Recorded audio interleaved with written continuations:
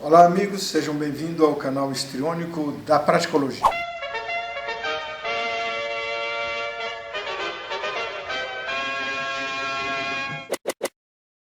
E hoje eu vou trazer então a minha contribuição, a minha prática. Hoje se fala tanto em síndromes e transtornos, em que durante o tempo todo meu, enquanto estudando psicologia, psique humana, eu também identifiquei que existem alguns comportamentos que são muito característicos nossos. E o primeiro personagem desse estudo, dessa observação, fui eu mesmo, porque primeiro tem que partir da gente. Comecei a observar que isso também acontecia com amigos, consegui observar isso dentro de casa, consegui observar isso durante as minhas práticas terapêuticas, e então eu resolvi dar essa contribuição. Dei aí um nome, já que existe mais de 150 síndromes ou transtorno catalogado com relação à psique humana. Então, esse chama-se TPM, não é a TPM feminina, mas é o transtorno da passividade mental, ou, se você quiser chamar um nome mais vulgar, mais comum, o transtorno da preguiça mental.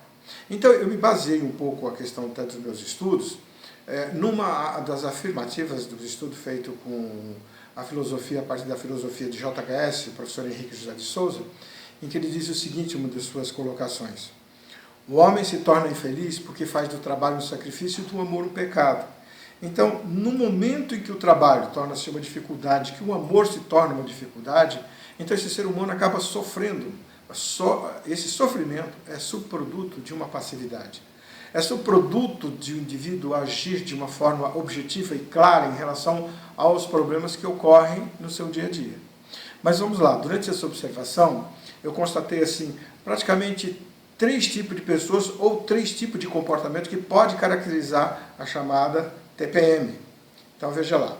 Primeiro, vamos pensar assim, a nossa vida, o dia a dia, nós encontramos sempre diante de problemas para serem resolvidos. E existem pessoas que diante de um problema, o que elas fazem? Elas fogem do problema, elas caem fora do problema, elas não os enfrentam. E inclusive chegam até a negar que isso não é um problema dela. O segundo tipo são as pessoas que olham para o problema e ao invés de resolver uma coisa ou outra, elas resmungam, reclamam de todo mundo, culpabiliza as pessoas, pai, mãe, governo e assim por diante. Existe o terceiro tipo que nos interessa, que é para sair desse transtorno da passividade mental, que são as pessoas que olham para o problema, portanto, analisam e verificam o que tem a ver com ela e procuram resolver. Portanto, nós temos aí também uma outra colocação. São as pessoas passivas, que tem um problema, elas não fazem nada. São as pessoas reativas, que reagem xingando e bravejando contra todo mundo. E as pessoas proativas. Então, essas que vão à luta para resolver esse tipo de problema. Agora, mais outras 3 coisas fundamentais nessa resolução dos conflitos, dos problemas nossos, nas relações nossas diárias com as pessoas, que envolve, gente, tempo, espaço e energia. Portanto, esses 3 tipos de quais nós falamos, tanto faz o primeiro, o segundo e o terceiro, o passivo, o reativo e o proativo, terão o mesmo tempo, a energia mesma, o espaço é o mesmo, e ambos, os 3, irão gastar o mesmo energia para resolver o problema, como é o caso do terceiro tipo, e para não resolver. E qual é a grande frustração de não resolver um problema? É que no dia seguinte a gente olha para trás e verifica que isso não foi resolvido. Esta é até uma contribuição também hoje no campo da neurociência, provando, por exemplo, que o tédio é um grande fator de estresse. Bom, tédio o que é? O que é uma preguiça? A preguiça mata mais neurônios do que a gente possa imaginar, porque o nosso cérebro não é ativado, nós acabamos não fazendo nada com aquele problema, com aquela situação que ser resolvida. E mais uma coisa muito importante, assim, dentro até do campo da própria neurociência, o melhor remédio para o cérebro é resolver problemas, inclusive problemas de ordem relacional, aquelas de um processo eu, de ser comigo mesmo, e depois eu em relação a você.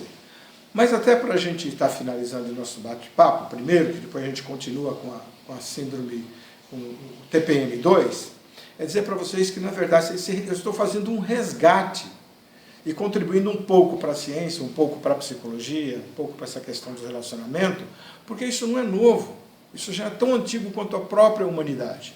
Então, naquela frase do professor Henrique que eu citei no começo, Há de lembrar também que dentro dos seus estudos ele menciona ali, pelo menos 14 grupos de situações da qual o homem se envolve com essas situações de resoluções de conflito, de problemas interpessoal e intrapessoal. Nós pegamos um só, que ele denomina isso de inércia passiva, que também é a própria preguiça, a indolência, a desmotivação, o desinteresse, e daí por diante vai. E o que é pior, uma síndrome como essa, um transtorno como esse, gente, pode levar, por incrível que pareça, ao estresse. Ou seja, não fazer nada produz tanto estresse quanto aquele que o faz. Então eu vou ler um texto para vocês identificarem como isso já faz muito tempo que vem acontecendo. Então o texto começa o seguinte: últimas notícias do governo. O orçamento nacional deve ser equilibrado. Estou atualizado. As dívidas públicas devem ser reduzidas. Estou atualizado. A arrogância das autoridades deve ser moderada e controlada, mais do que atualizado. Os pagamentos a governos estrangeiros devem ser reduzidos se a nação não quiser ir à falência. Não precisa dizer mais nada. As pessoas devem novamente aprender a trabalhar em vez de viver por conta pública, ou seja, viver às expensas do governo. Bom, essas colocações não são minhas, são palavras de Túlio Cícero, Roma, 55 a.C. Bom, mas se a gente for remontar a história da humanidade, isso vem bem antes. Mas por que isso, então? A síndrome da passividade, ou a TPM, ela tem tudo a ver com o desenvolvimento afetivo e emocional que nós temos que superar. Como? A partir do uso daquele atributo que foi nos dado, que se chama inteligência. Então, o dom do amor com a sabedoria.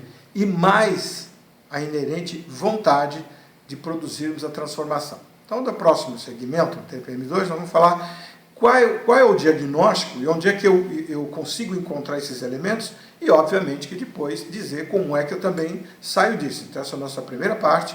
Agradeço a atenção de vocês e aí no finalzinho, curte, compartilha e contribua com o canal Wistione. Um abraço e até a próxima terça-feira.